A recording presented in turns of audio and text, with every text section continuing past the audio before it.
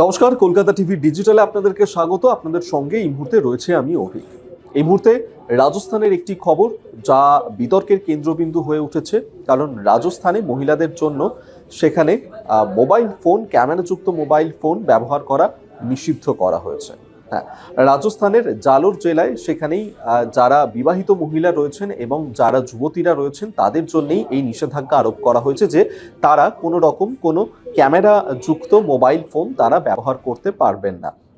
এবং সেক্ষেত্রে গ্রাম পঞ্চায়েতের তরফ থেকে এই সিদ্ধান্ত নেওয়া হয়েছে, যেখানে বলা হয়েছে যে অনেক সময় এই মোবাইল ব্যবহার করার ক্ষেত্রে, ক্যামেরাযুক্ত মোবাইল ব্যবহারের ক্ষেত্রে সেখানকার মহিলারা নানান রকম অসামাজিক কাজে কখনো কখনো জড়িয়ে পড়েন।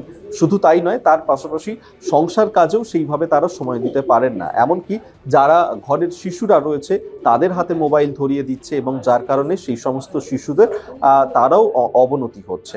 এবং এই কারণেই এই সিদ্ধান্ত নেওয়া হয়েছে, যেটা বলা হয়েছে যে তারা কিপ্যাড যুক্ত যে মোবাইল ফোন শুধু সেটা ব্যবহার করতে পারবেন। সেক্ষেত্রেও বেশ কিছু নিষেধাজ্ঞা রয়েছে। বলা হয়েছে যে শুধুমাত্র এই কিপ্যাড যুক্ত মোবাইল ফোন তারা বাড়ির ভেতরেই ব্যবহার করতে পারবেন। যদি বাইরের কোনো অনুষ্ঠানে, বিয়ে বাড়িতে, অন্নপ্রাশনে বা সামাজিক যে সমস্ত অনুষ্ঠান রয়েছে সেখানে যদি মহিলাদেরকে যেতে হয় তাহলে সেই ফোন তারা নিয়ে যেতে পারবেন না। যারা তরুণীরা রয়েছেন তাদের জন্য কিছুটা ছাড় দেওয়া হয়েছে। সেক্ষেত্রে বলা হয়েছে যে এই ক্যামেরাযুক্ত মোবাইল ফোন যারা পড়াশোনা করছে সেই সমস্ত তরুণীরা তারা বাড়ির মধ্যে ব্যবহার করতে পারবেন, কিন্তু এই মোবাইল ফোন তারা বাইরে নিয়ে যেতে পারবেন না।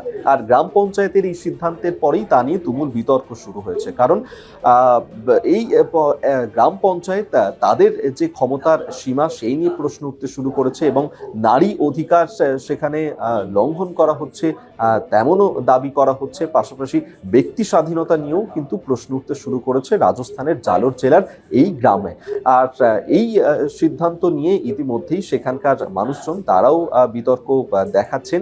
এর আগেও আমরা দেখেছি রাজস্থানে, এর আগেও 2019 সালে এই ধরনের একটি ঘটনা ঘটেছিল, যেখানে দুটি ভিন্ন সম্প্রদায়ের মধ্যে বিবাহ হলে মেয়ের পরিবারকে 1.5 লক্ষ টাকা, ছেলের পরিবারকে 2 লক্ষ টাকা করে জরিমানা করা হবে সেই ঘোষণাও করা হয়েছিল।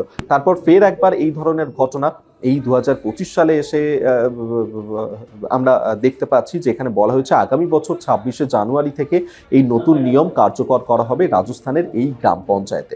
এবং সেক্ষেত্রে আগামী দিনে ঠিক কি হয়, এই সিদ্ধান্ত সেখানে কার্যকর করা হয় নাকি প্রতিবাদের মুখে এই সিদ্ধান্ত আবারও প্রত্যাহার করা হয়, অবশ্যই আমাদের সেদিকে নজর রাখা হবে। আজকের মতো এখানেই শেষ করছি। দেখতে থাকুন কলকাতা টিভি ডিজিটাল।